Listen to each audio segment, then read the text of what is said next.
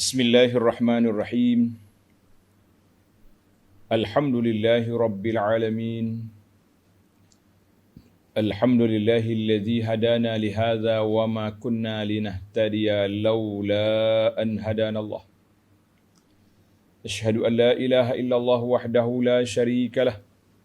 Wa asyhadu anna sayyidana wa nabiyyana Muhammadan abduhu wa rasuluh. Allahumma salli wa sallim wa barik ala abdika wa rasulika Muhammad wa ala alihi wa sahbihi wa man sara ala nahjihi wa ihtada bihadihi wa istanna bisunnatihi ila yaumiddin, amma ba'du. Muslimin dan muslimat, para pelajar, para jemaah sekalian, Assalamualaikum warahmatullahi wabarakatuh. Alhamdulillah, kita panjatkan kesyukuran kepada Allah Azza wa Jalla kerana dapat meneruskan pengajian kita dalam tafsir Suratul Hajj, Surah Al-Hajj. Surah yang ke-22, juzuk yang ke-17. Perbincangan kita pada kali ini bermula ayat 34. Ayat 34. Bagi jemaah yang tengok pimpinan Jawi, muka surat 699. Muka surat 699. Mari kita baca beberapa ayat, kemudian kita pergi kepada penjelasannya insya-Allah. أعوذ بالله السميع العليم من الشيطان الرجيم ولكل أمة جعلنا منسكا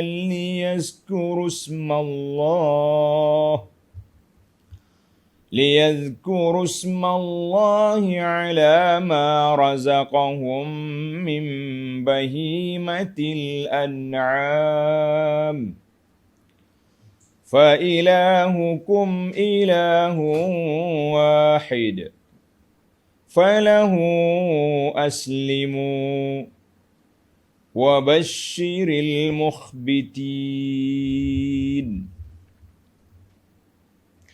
الذين إذا ذكر الله وجلت قلوبهم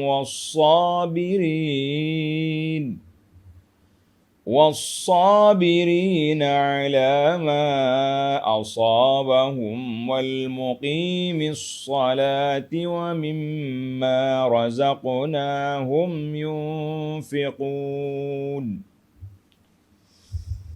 والبدن جعلناها لكم من شعائر الله لكم فيها خير فاذكروا اسم الله عليها صواف فإذا وجبت جنوبها فكلوا منها وأطعموا القانع والمعتر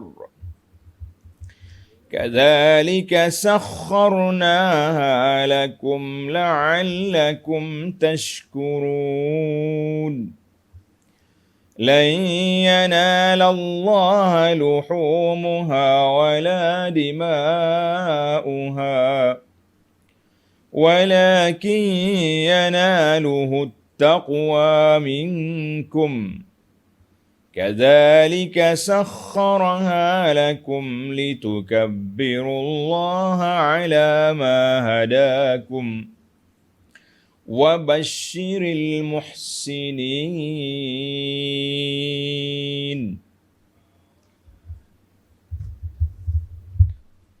Balik kita pada ayat kita. وَلِكُلِّ أُمَّةٍ جَعَلْنَا مَنْسَكًا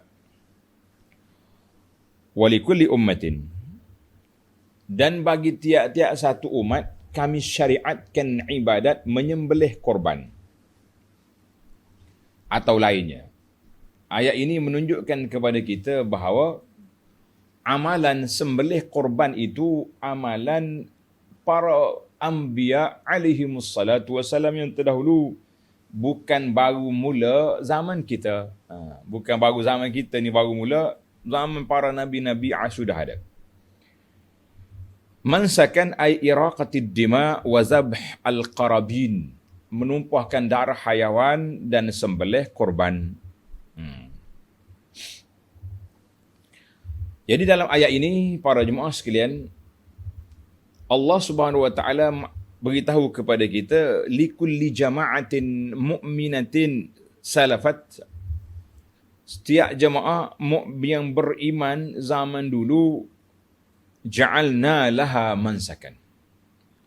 Allah Ta'ala kata, kami jadikan bagi mereka mansak, syariat, ibadat, melakukan sembelih korban, menumpahkan darah. Untuk apa? Liyazkuru smallahi 'alaiha, supaya mereka menyebut nama Allah sebagai bersyukur akan pengurniaannya kepada mereka. Jadi ayat ini mengajar kepada kita bahawa kita nak sembelih hayawan, kita kena baca bismillah. Bismillah, itu kena ada.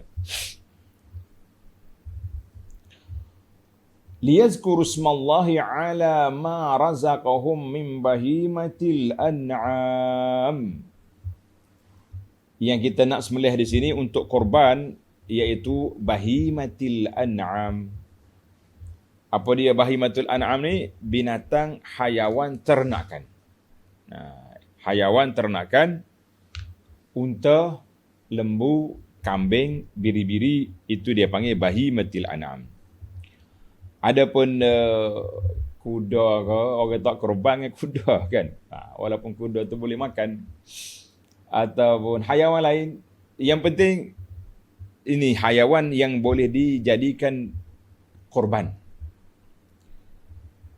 Baik para jemaah sekalian,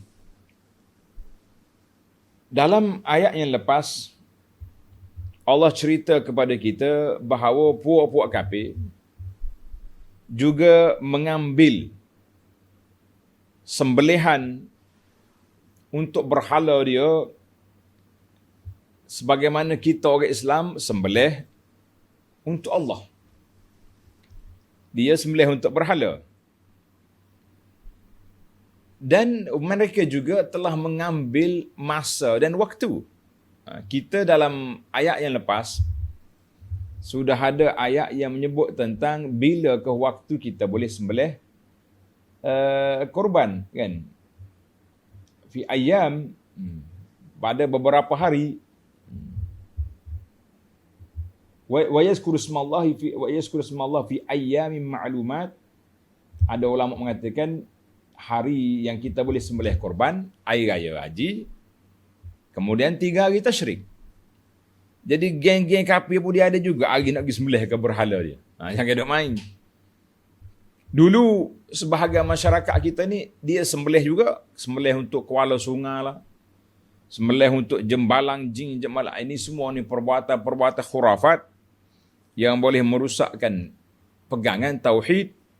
Jadi alhamdulillah, usaha tuan-tuan guru kita yang lalu, kita kata jazahumullahu khaira, Allah Ta'ala lah bagi rahmat pada mereka. Mereka telah hapuskan budaya-budaya sembelih-sembelih kepada tuk-tuk kamak, kepada tunggu-tunggu kayu, kepada kuala sungai, kuala laut ni. Alhamdulillah sudah hilang. Tapi masih ada lagi. Sebahagiannya masih lagi bawa kambing-kambing, pergi sembelih di kubur-kubur dan sebagainya. Itu juga satu perkara yang perlu dihapuskan. Baik, jadi puak-puak kafir ni ada juga dia punya tempoh waktu dia. Maka Allah Ta'ala peringatkan kita di sini, kita orang Islam, kita orang mukmin, kita ahli tauhid, jangan terikut-ikut dengan perbuatan mereka. Jangan terikut-ikut dengan perbuatan puak-puak kafir. Kita ikut cara kita, cara yang disyariatkan oleh Allah Azza wa Jalla, iaitulah kita sembelih dengan nama Allah. Kemudian bagaimana cara sembelih, bagaimana cara pembahagian daging, kita tengok di ayat ini, insya-Allah. Baiklah para jemaah sekalian, setiap kumpulan sudah ada caranya beribadat.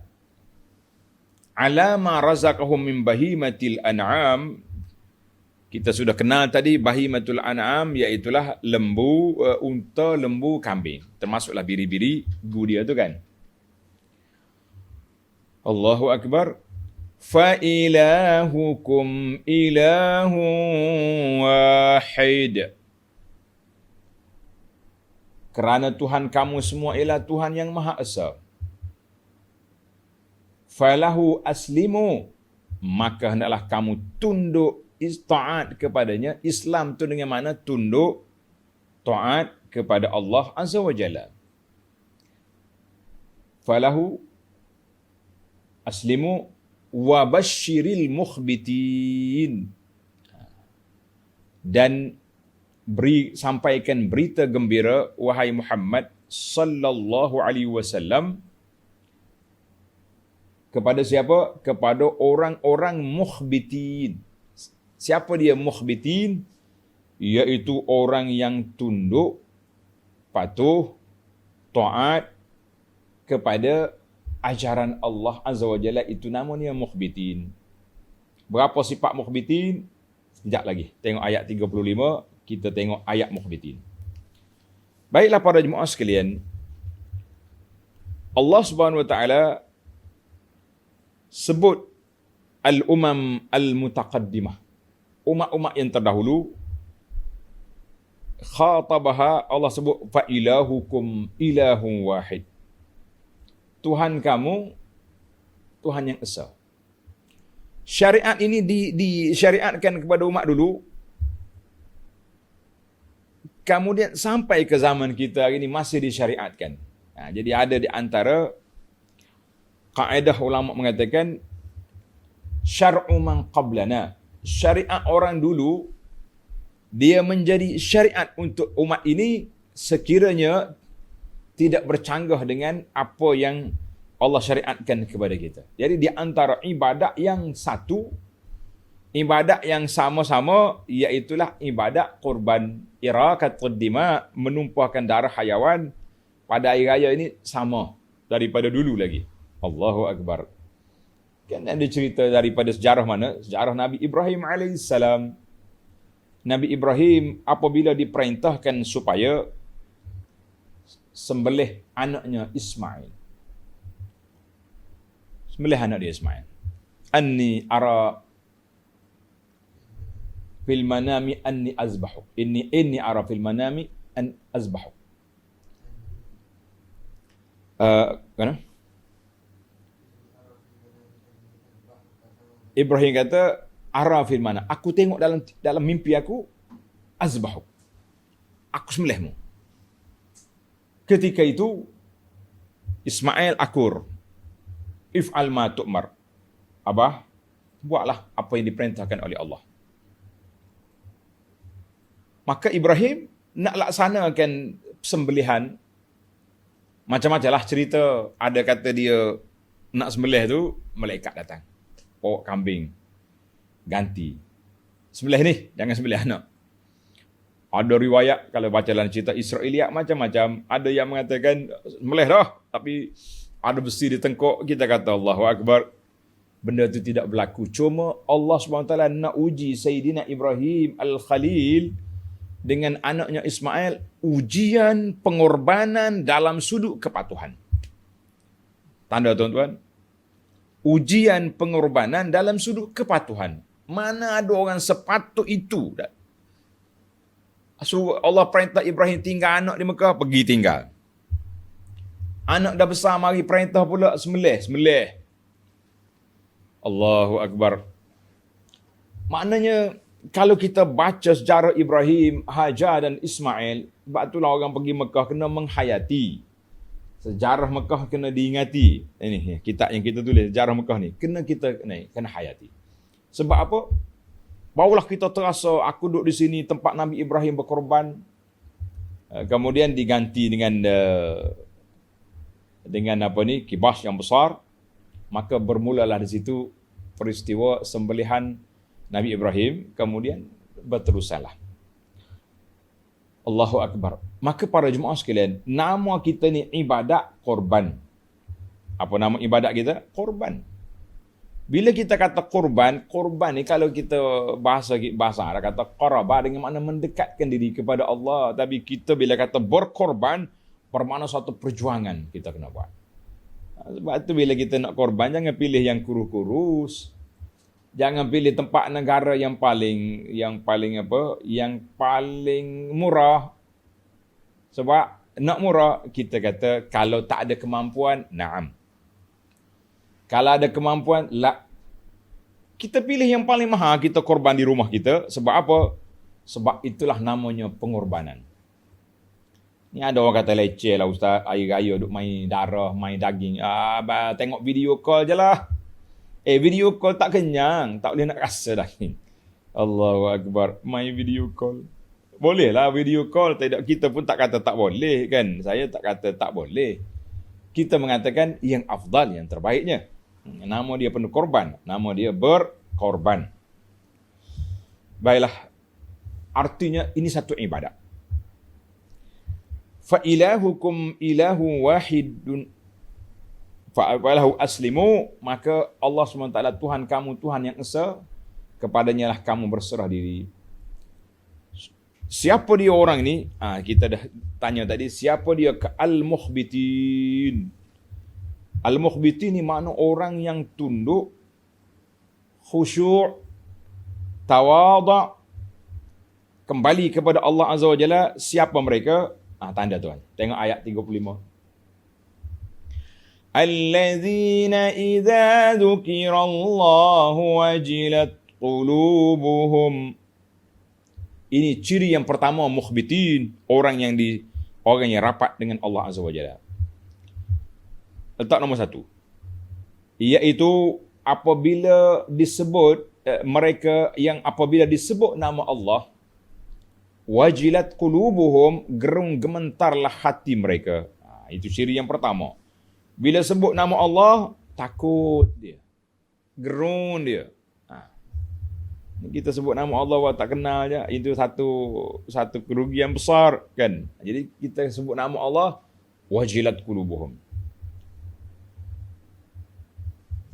Dalam suratul Anfal, tanda tuan-tuan, ayat yang kedua, Allah Ta'ala sebut, innamal mu'minuna allazina idza dzukirallahu wajilat qulubuhum wa idza tuliyat alaihim ayatuhu zadatuhum imana wa ala rabbihim yatawakkalun.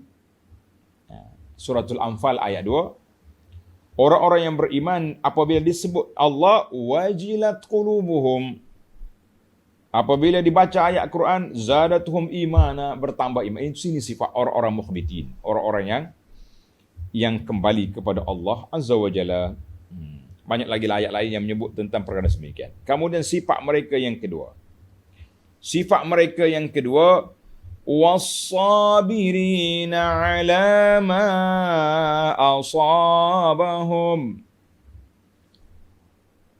Dan orang-orang yang sabar, cekal hati terhadap kesusahan yang menimpa mereka. Ini sifat yang kedua.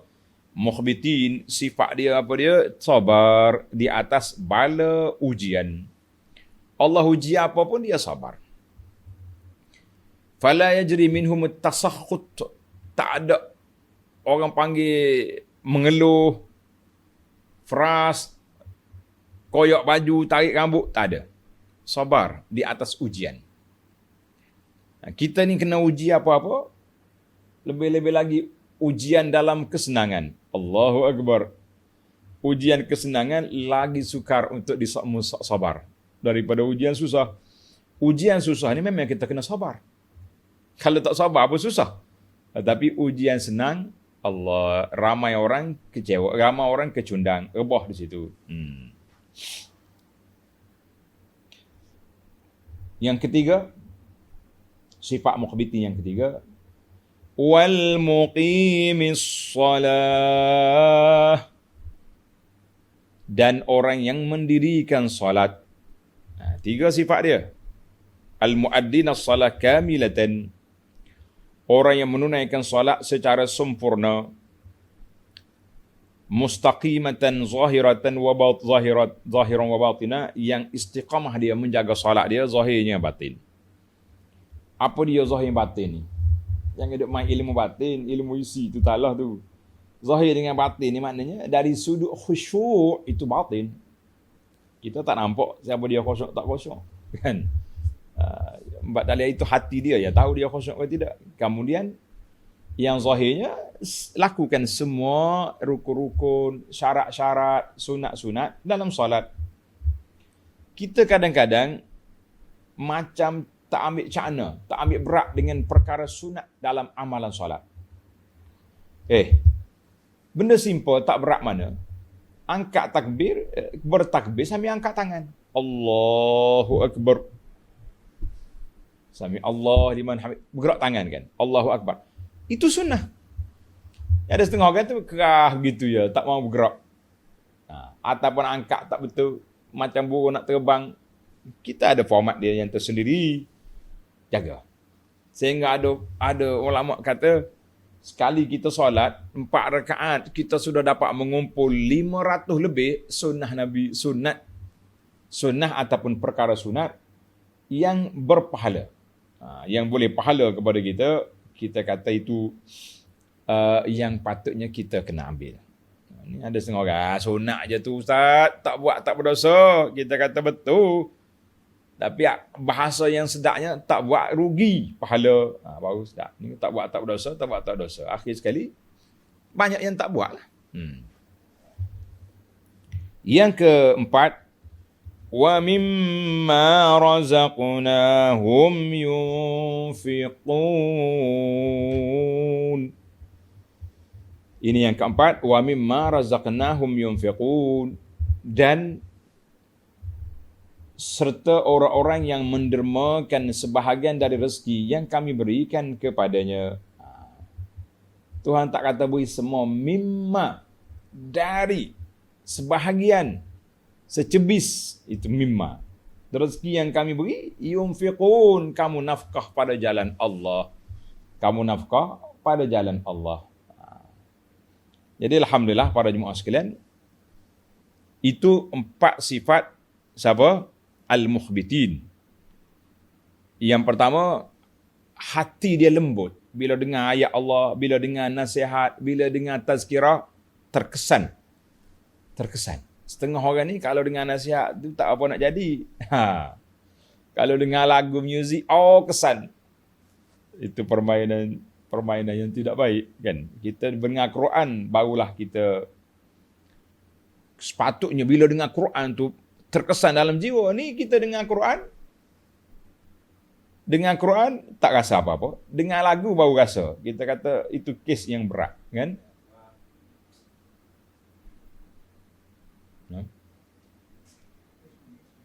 Dengar lagu rasa berat, rasa semangat. Dengar Quran biasa, mengantuk selalu. Ini bahaya. Sehingga ada orang kata, kita ni kalau dengar Quran gak macam ulit tidur. Ini di antara perkara yang kita sangat rugi, sangat takut. Baiklah para jemaah sekalian. Al-mukhbitin, berapa sifat tadi? Yang pertama, hati gemetar. Yang kedua, sabar di atas kesusahan. Yang ketiga, melakukan solat dengan sempurna. Yang keempat, al-infaq. Derma. Wa kullu hadhihi sifat al-arba', semua sifat ini menunjukkan kepada mazahirut tawadhu'. Maksudnya menunjukkan kepada ciri-ciri tawaduknya seorang hamba Allah Azza wa Jalla kepada Allah. Jadi bagaimana kita nak rasa, tuan-tuan dan puan-puan, kita nak rasa tawaduk, kita nak rasa biar hati gementar bila baca Quran? Jawabnya tidak ada cara lain kecuali dengan cara mana? Dengan cara kita memahami tadabbur Quran. Barulah bila kita tadabbur Quran, barulah kita akan terasa, oh, Quran ini Allah Ta'ala turun untuk aku, bukan untuk orang lain. Kan? Untuk kita, bukan untuk orang lain. Alhamdulillah. Dan di antara sifat orang baik ataupun sifat mukhbitin tadi, tuan-tuan kena tanda, bila dengar Quran, gementar hati. Bukan sebab macam sebahagian daripada ahli-ahli ibadat tu, berduduk berjoget dengan Quran, dengan zikir, melompat-lompat, bertempik, kita kata itu bukan daripada ajaran Islam. Hoha jadi. Sebut nama Allah, tak tahu apa dia sebut. Lah, bagi orang beriman,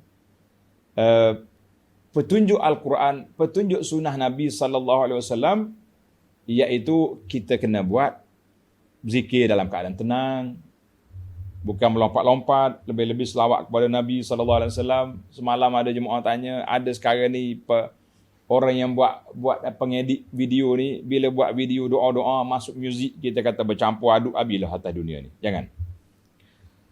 Baiklah para jemaah sekalian, alhamdulillah itu di antara yang dapat kita belajar, bahawa sembelih korban itu bukan ciri keistimewaan umat ini saja, tapi umat dulu juga sudah ada. Kemudian maksud daripada berkorban itu zikrusmullah, menyebut nama Allah. Liyazkurusmallah ala ma razaqahum min bahimatil an'am.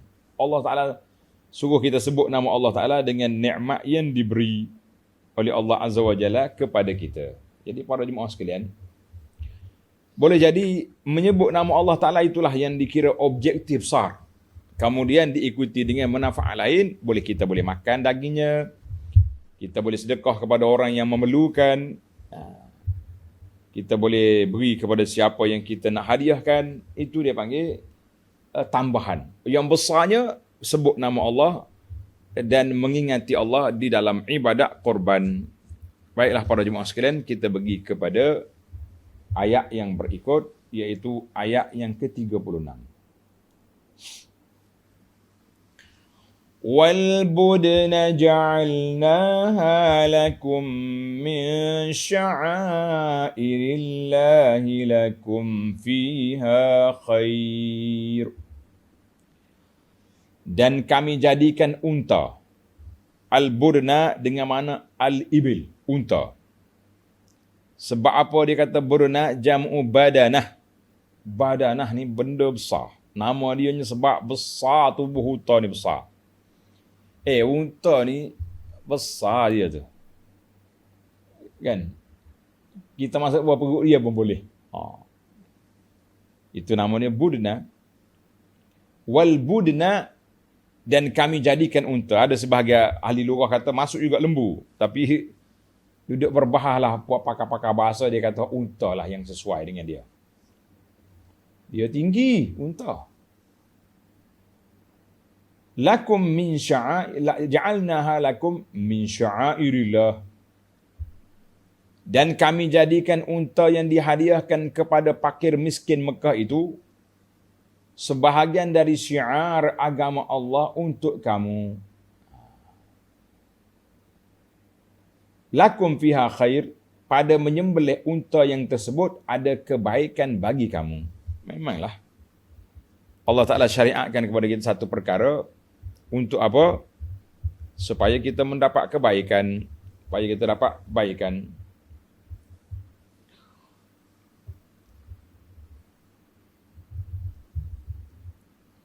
Jadi, dalam ayat yang lepas, Allah Ta'ala sebut korban, ya kan? Dia kata, ja'alna mansakan. Tapi dalam ayat 36 ni, dia sebut unta. Lamma qaddama Allah al-hasa ala taqarrub. Dia kaedah kita belajar ilmu tafsir, ilmu tadabbur Quran. Bila perkara yang Tuhan sebut tertib, itu menunjukkan kedudukan dia. Maka dalam ayat ini Allah Ta'ala sebut wal budna, unta. Di situlah kata di para ulama, unta ni yang paling afdal kita korban seekor unta. Bukan ambil bahagian-bahagian ni. seekor. Kita seorang. Allah Ustaz, 6,000 tu. 6,000 itulah nama dia korban. Kemudian diikuti dengan wa fi hukmiha al-baqar. Dalam hukum korban juga, iaitulah lembu. Lepas pada unta, lembu. Selepas lembu, kambing. Itu tertib. Baik, kalau kita tak mampu, unta, kita ambil lembu. Mahal lagi lembu Ustaz, ambil kambing. Tak cukup juga duit, kita pergi kepada bahagian-bahagian. Satu bahagian daripada lembu, ataupun satu bahagian daripada unta. Itu satu. Maknanya, tertib seko-seko. Tak mampu, baru pergi kepada yang kedua, yang ketiga. Kemudian balik semula kepada satu bahagian. Allahu Akbar. Kata di para ulama, oleh kerana unta ni paling besar sekali, al-ibil ad-dakham al-izam, unta yang besar, tubuh dia tu, maka Allah Ta'ala jadikan dia ni yang pertama. Dalam hadis Jumaat, hadis Jumaat, Nabi kata apa? Man raha fis sa'atil ula fa ka'annama qarraba badanah. Siapa dia pergi solat Jumaat pada waktu yang pertama, seolah-olah dia korban seekor unta. Itu menunjukkan unta itu yang utama sekali. Pergi yang kedua, waktu yang kedua, mana kita pergi ada dua orang lain depan kita. Seolah-olah dia korban seekor lembu. Faka'annama qarraba baqarah. Sampailah ke telur. Ada setengah orang dia boleh juga kita korban dengan ayam kan. Kenapa tak boleh? Ni Nabi sebut dalam hadis Jumaat ni. Faka'annama qarraba dajajah. Dia kata tidak, itu contoh.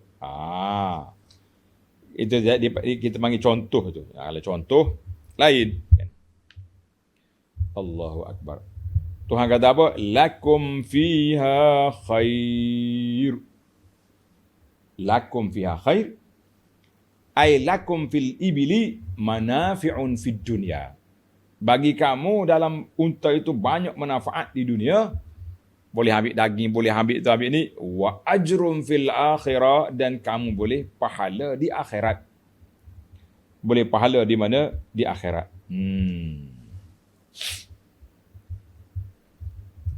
Baik. Tengok ayat. Bagaimana cara sembelih unta? Kaifa an-nahr. Yaumun nahri kan. Bagaimana sembelih unta? Tengok ayat.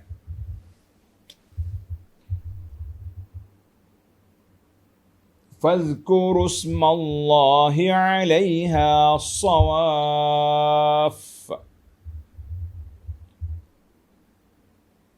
Dan kami jadikan unta dihadiahkan kepada fakir miskin Mekah itu sebahagian dari syiar agama Allah untuk kamu. Sebab apa dia guna fakir miskin Mekah? Sebab orang pergi haji. Orang pergi haji, hadiyu, tempat dia sembelih di Mekah. Kita yang tak pergi haji, tempat kita sembelih korban di mana? Di rumah kita. Sembelih di mana? Di rumah kita. Di kampung kita, tempat kita solat raya. Itu asalnya. Pada fazkuru smallahi 'alaiha shawaf, pada menyembelih unta tersebut ada kebaikannya untuk kamu. Di dunianya boleh makan daging, di akhiratnya berpahala. Oleh itu sebutlah nama Allah semasa menyembelihnya ketika ia berdiri shawaf. Shawaf tu apa? Berdiri di atas 3 kakinya. Ini cara nak sembelih unta. Cara menyembelih unta ialah dengan membiarkannya berdiri dengan terikat sebelah kaki depannya, kemudian menikam pada pangkal leher.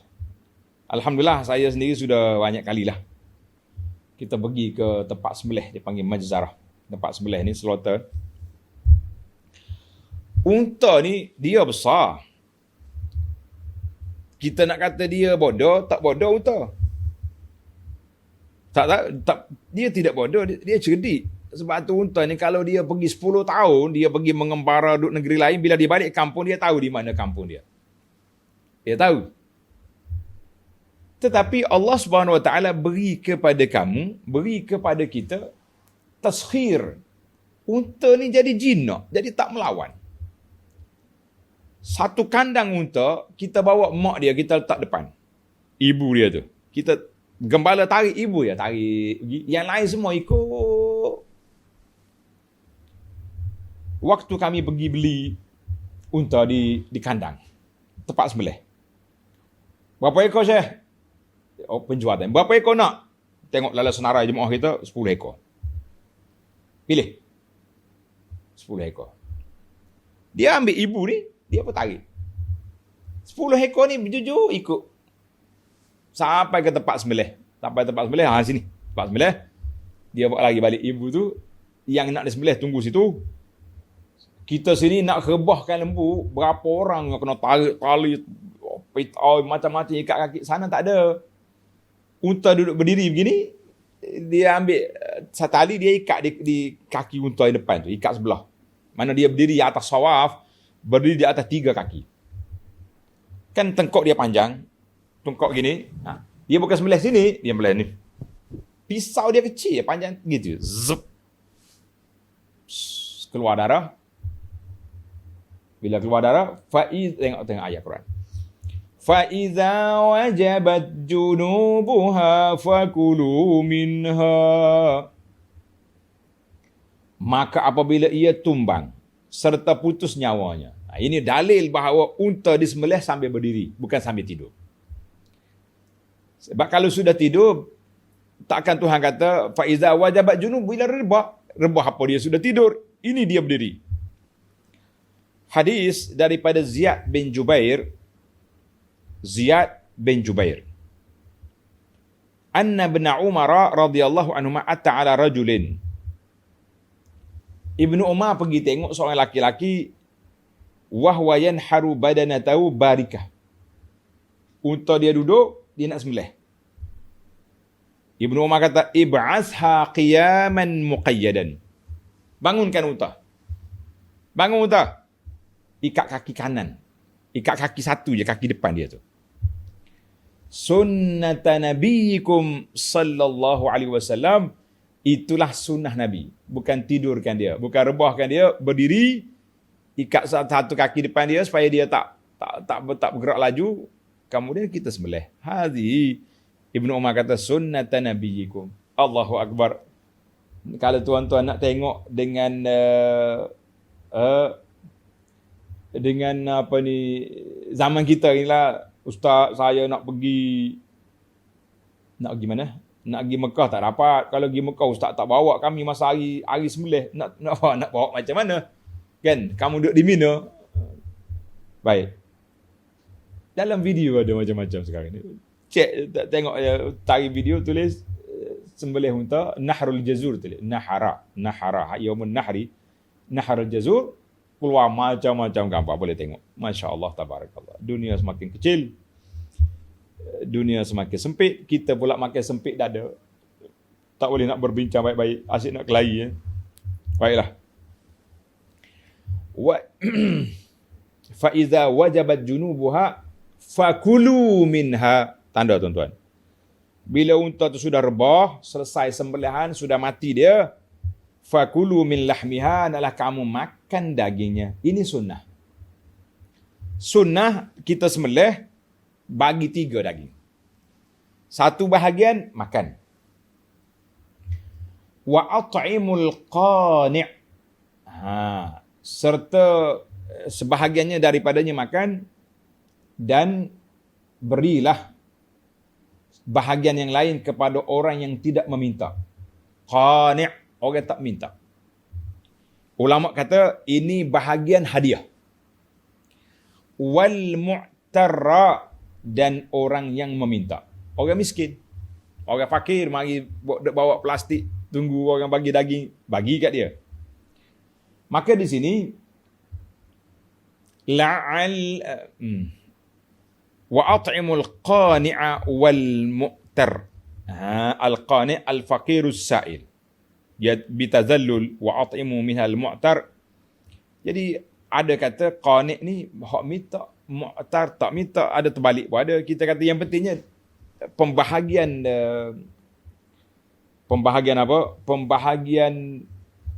daging korban kita bagi 3. Satu bahagian Tanda tuan-tuan, untuk kita makan. 1/3 hadiah. Mana orang tak minta ni orang kaya, orang hadiah, jiran tetangga kita, siapa-siapa. Kan? Bagi. Dan orang meminta, orang pakai miskin. Mana kita bagi 3 kategori. Sedaplah, alhamdulillah.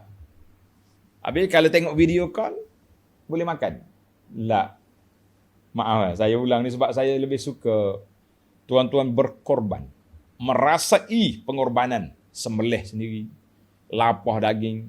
Biar kena darah kita. Bukan darah tu bukan untuk matlamat. Maknanya kita ada pengorbanan hari tersebut. Kemudian kita makan. Kita sendiri bawa daging ni beri kepada jiran-jiran tetangga kita. Kita pergi cari orang pakai miskin. Cuma timbul soalan tentang kalaulah jiran sebelah rumah kita tu orang non-Muslim. Belum Islam. Boleh tak boleh kita beri? Ini khilaf ulama. Ada yang mengatakan harus kita beri.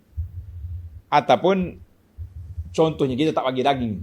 Kan kita bila kita masak air raya tanpa PKP, kita boleh panggil orang datang tak? Mari, mau saya raya. Jadi kalau dia datang raya, tak payahlah kita asingkan. Ni daging korban, you tak boleh makan. Boleh je. Ada keluasannya dalam Islam ni, insya-Allah. Tidak jadi masalah. Imam Nawawi sebut dalam kitab Al-Majmu', khilaf ulama dalam masalah beri makan kepada orang miskin, orang yang bukan Islam. Jadi cuma kalau kita rasa nak bagi daging-daging tu sekelompok tu, bolehlah kita slowkan sikit pada non-Muslim sebab ada khilaf kat situ kan. Ada khilaf. Baiklah para jemaah sekalian. Allah Ta'ala sebut di akhir, kadzalika sakharnaha lakum la'allakum tashkurun. Allahu Akbar. Demikianlah kami mudahkan dari dia untuk kamu menguasai dan menyembelihnya supaya kamu bersyukur. Unta ni kalau dia besar tuan-tuan. Tapak kaki dia begini. Kita kecil duduk main dekat dia. Kalau dia rebah, orang panggil menonggih batni lah kita. Tak? Terpelanting lah kita. Tapi baiknya unta. Orang nak sembelih dia berjalan relax, ingat lagi. Tempat sembelih pula. Sedih tengok. Mana itu dia panggil taskhir. Allah Ta'ala permudahkan unta itu untuk kita. Boleh naik, boleh berjalan, sabar. Orang nak sembelih dia pun tak apa, tak mengamuk. Adalah sekali-sekala unta mengamuk tu ceritalah. Sekali-sekala tu orang pun mengamuk juga kadang-kadang kan dia ada. Maka kita kena syukur banyak sebab Allah permudahkan urusan menjaga unta. Senang sungguh. Tengok orang jaga gemala unta ni, nampak terrelax dia. Baiklah. Ayat terakhir dalam siri kita ni, lan yanalallaha luhumuha wala dima'uha walakin yanaluhu taqwa minkum. Daging dan darah binatang korban atau hadiu tu tidak sekali-kali akan sampai kepada Allah. Tuhan tak perlu. Allah Ta'ala yang maha berkuasa. Allah Ta'ala yang maha bijaksana. Bukan Tuhan nak dagingmu tu, tapi Tuhan nak tengokmu. Walakin yanaluhu taqwa minkum. Tetapi yang sampai kepadanya ialah amal yang ikhlas. Yang berdasarkan takwa dari kamu. Tuhan nak tengok kita takwa. Tengok 1038. Yakni keredaan Allah Azza wa Jalla tidak akan dapat dicapai hanya dengan menyembelih korban atau hadiu dan membahagi-bahagikannya saja, tetapi dapat dicapai dengan niat yang ikhlas, dengan amalan yang ikhlas kepada Allah semata-mata. Demikian juga halnya dalam segala jenis amal ibadat yang lain. Mana kita korban ialah lillahi ta'ala. Ikhlas kerana Allah. Tentang ini, Rasulullah sallallahu alaihi wasallam juga telah bersabda, "Innallaha la yanzuru ila suwarikum." Sesungguhnya Allah tidak memandang kepada rupa kamu dan tidak juga rupa warna kulit kamu, tetapi Allah tengok kepada hati. Ila qulubikum wa a'malikum, yang Tuhan nak tengok hati kita ni ikhlas ke tidak. Walakin yanzuru ila qulubikum wa a'malikum. Yang Tuhan nak tengoknya hati kita dan amalan kita. Hadis rawahu Muslim. Sekali lagi Allah ulang supaya kita syukur. Kadzalika sakhkharaha lakum litukabbirullaha ala ma hadakum. Demikianlah Allah memudahkan binatang-binatang itu bagi kamu supaya kamu membesarkan Allah kerana mendapat nikmat petunjuknya. Jadi kita agungkan Allah Azza wa Jalla, bertakbir, kan? Hari raya haji ni kita boleh takbir sampai hari 13. Ingat, tanda tuan-tuan, hari raya Aidil Adha, takbir raya dia kita boleh mula pada selepas subuh hari Arafah. Hari 9 takbir dah. Tak raya lagi. Kita sudah berkumpul manusia, sudah berada di Arafah. Boleh takbir. Kemudian hari raya takbir. Hari tasyrik, hari kita sembelih korban, takbir sampai maghrib hari 13. Walitukabbirullaha ala ma hadakum.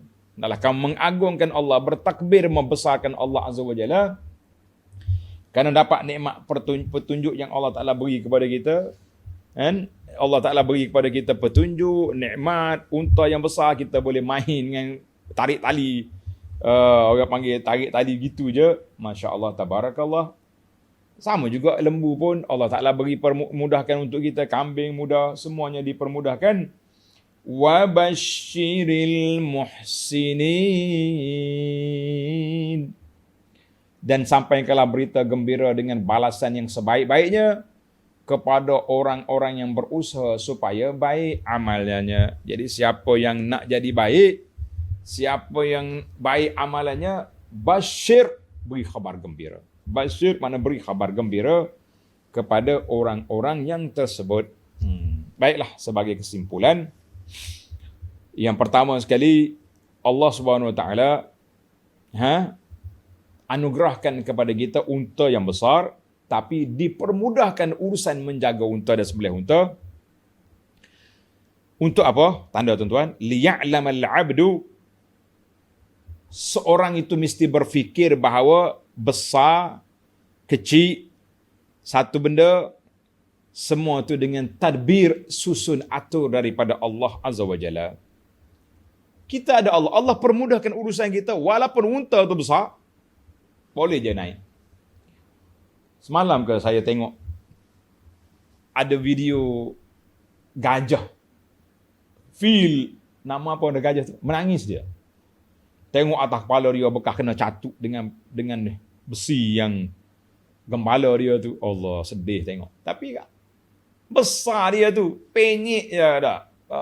Lanyak sekali dia pijak, tampar dengan belala dia tu, mati tuan dia. Tapi gitu.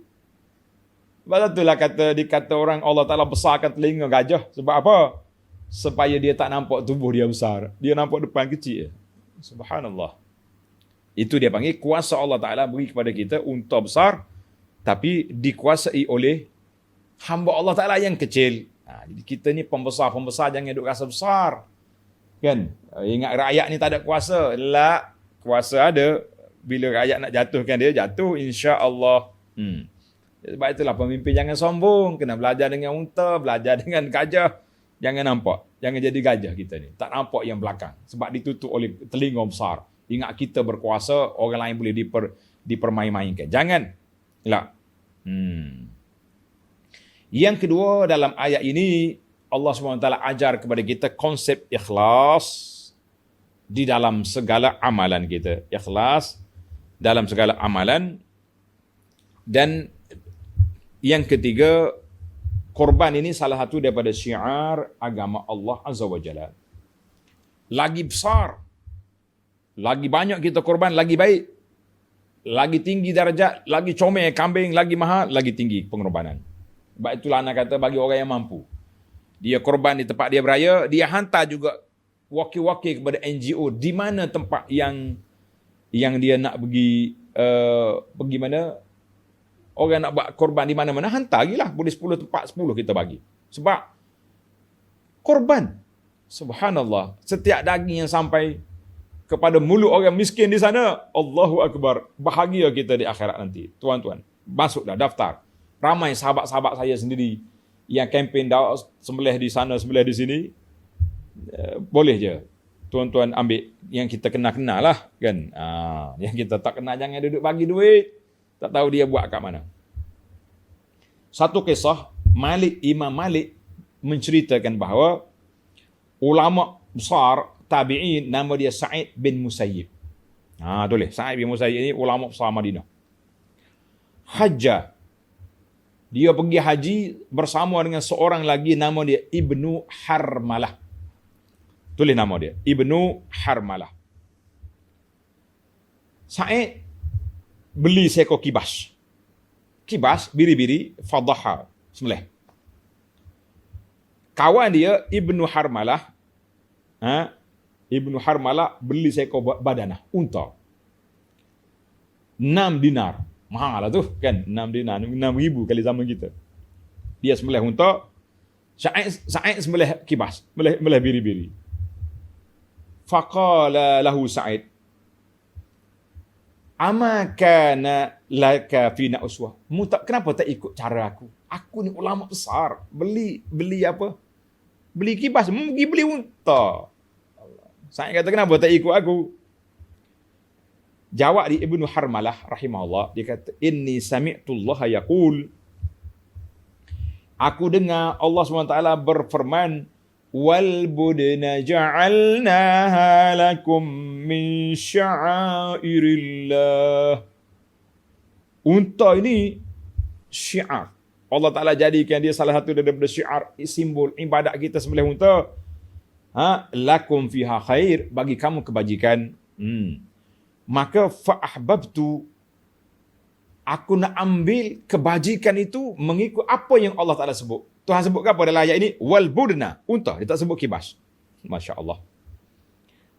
Fa'ajaba zalika Ibnu Musayyib. Ibnu Musayyib kagum dengan Ibnu Harmalah ni. Wa ja'ala yuhaddithu biha anhu. Dia meriwayatkan cerita ini daripada Ibnu. Maksudnya Sa'id ni ketua ulama. Bukannya ketua Dewan Ulama, ketua ulama Madinah. Tuan-tuan bayangkan zaman tabi'in. Kan? Kita ni kalau ketua persatuan ulama, lain. Dan macam-macam persatuan kita ada. Ulama muda ada, geng ulama ada, macam-macam. Tapi ini Rais Ulama Al-Madinah kagum dengan istimbak daripada Ibnu Harmalah. Jadi saya juga nak kagumkan kepada tuan-tuan, bila kita nak korban, cari yang cantik-cantik, yang mahal-mahal. Duit banyak, kenapa bakhil? Duit banyak, kenapa kupik? La. Jangan kupik. Jangan bakhil. Allahu Akbar. Yang ke, tuan-tuan tanda dah. Faedah yang ke berapa dah? 3, 4 dah. Dalam ayat ini Tuhan sebut, fazkuru smallahi alaiha sawaf. Sebutlah nama Allah Ta'ala ketika kamu sembelih. Faiza wajabat. Bila dia sudah rebah, sudah mati, fakulu minha, makan. Wa at'imu, beri kepada orang lain. Beri kepada orang miskin dan orang hadiah. Kata di ulama tadabbur, dia kata, bada'a subhanahu bi zikril akil.